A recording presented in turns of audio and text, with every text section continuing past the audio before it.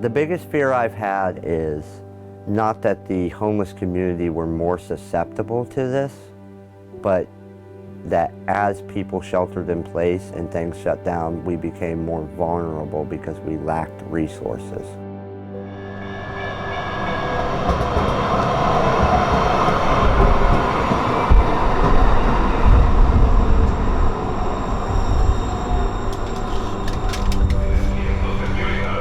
Most people who have sheltered in place in their house, they're all focused on COVID when we're still focused just trying to live.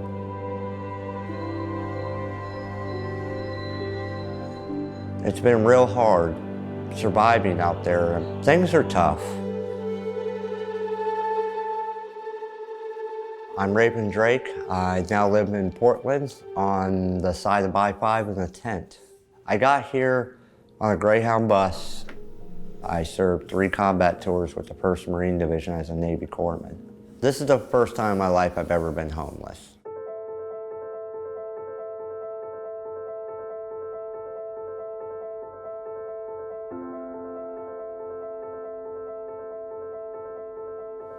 As the pandemic took hold and the stay-at-home order came in, places reduced their hours and some even ultimately just closed. Asking these people to stay in their tent and not move around unless it's essential is hard because survival is essential. And so we as a homeless population have tried to adapt.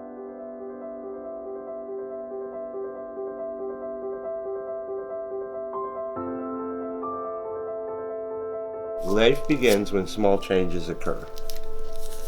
It's a quote I'm very fond of. The original ideal started with a proposal to the city, and it was an outline for shelter-in-place camps. Right, Angel, you're such a cutie, yes you are. Down there.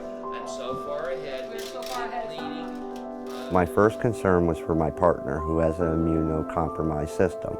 The healthier I could keep the people who would interact with her, the healthier I could keep her. So just try to kind of divide it between the two, because we got 2 camps we got to take this to.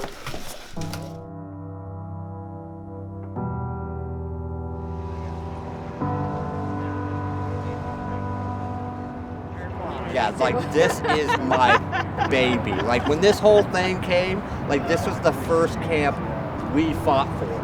Right. We as a homeless population, the best way to combat this virus is to stay clean, is to be able to wash your hands, to take a shower, to have access to clean clothes. So we've watched those resources dwindle out here on the streets.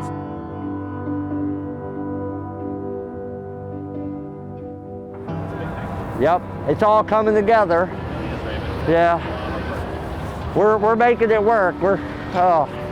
I think these camps really are a starting point to something better, and that's my hope for them.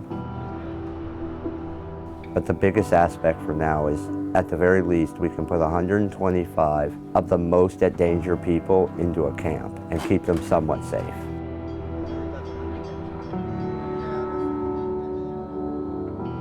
We're not out here because of laziness or because of of addiction, and even if that were the case, it doesn't make us any less of a human being.